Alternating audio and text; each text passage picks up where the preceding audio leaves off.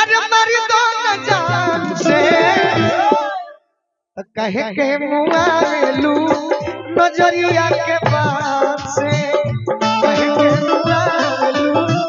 नजरिया के बात से मरही के बात तो मरी दो न जान से मरही के बात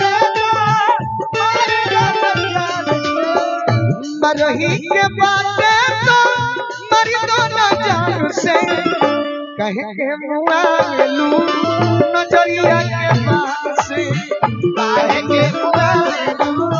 नजरिया के बात से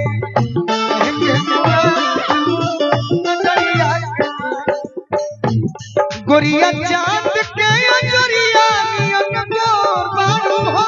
गोरिया चांद के अजरिया गोर बारू हो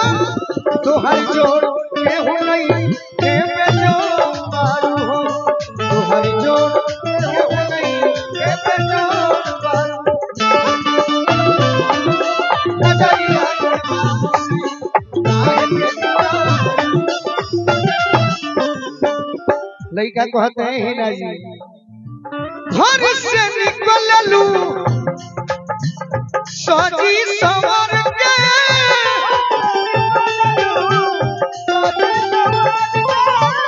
राजी बनल बाड़े सचहू सफर के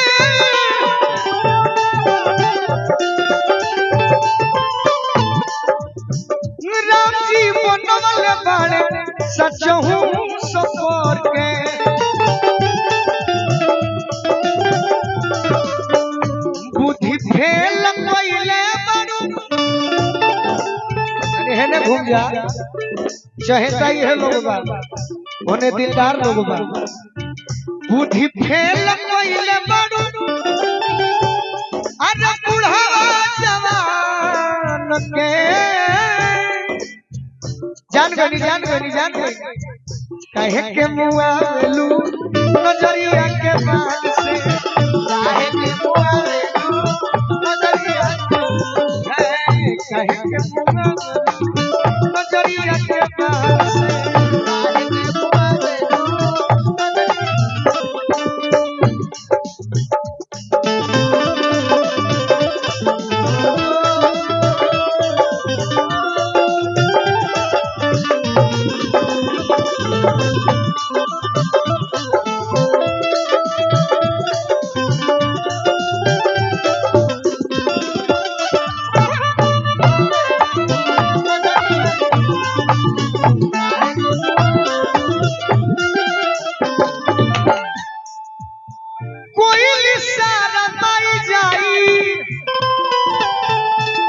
अब जाके सफल हो गई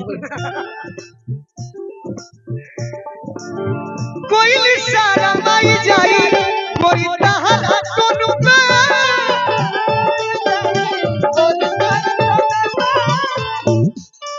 ये फायर माने जानी जे चार चांद लागलो से घबराई सब हम मैं आदमी हमनी कलाकार पर ध्यान दे चांद के भी मिलल बा अरे गोराई तो से लोन पे कि अपना तू गोलू के छोड़ दो मैं यहू से नहीं मानो गोलू कौने तक देलू अपना गोपाल के डोलव जनी मार के कहे के मुआलू नजरिया के बात से कहे के मुआलू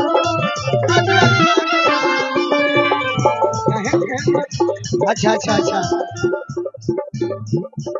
रुकवा के कहब तो देरी हो जाएगी गीत बहुत बा बड़ी पहले के गावल हम शुभ भैया अरे सीधा दब तब न बजहुआ जाए उठावा के ललिया कनावा के बोलिया रहो भाई रहो ये तो हमारे मेन पूंजी भाई का बड़ा ही ना उठावा के ललिया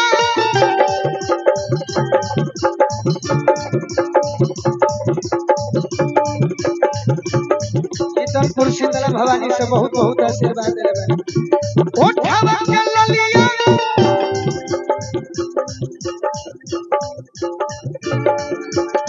लिख के दो ना तो ढेर लंबा बगड़ा जाए कानवा के बोलिया अखिया के सहारा हे प्रीति और छे दिया वो अरे हम मजाक कर ले नहीं करते आप सब जने खड़ा हो जाए अरे अखिया के सहारा कजाला ये हो धन पागल मनवाले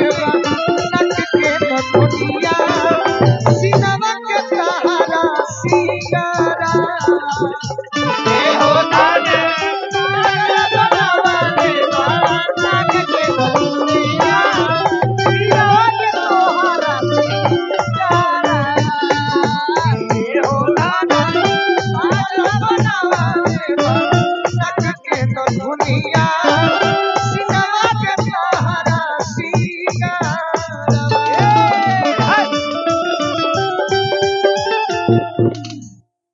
चाहता है अंशु भाई कि